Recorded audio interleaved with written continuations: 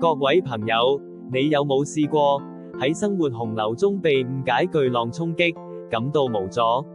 當身邊人因誤會紛爭，心力交瘁，好似孤身一人面對所有難關，真係想放棄一切。但係喺最艱難時刻，我哋從來都唔係孤單。聖經創世記第31章第5節有句話：我父親嘅神素來與我同在。呢句說話係雅各喺面對困境時對神堅定不移嘅信心告白，亦係俾我哋嘅最大安慰。無論今日面對幾大挑戰，選擇謙卑自己，將重擔交託俾神，尋求佢旨意，你會發現超然平安同力量會充滿你心。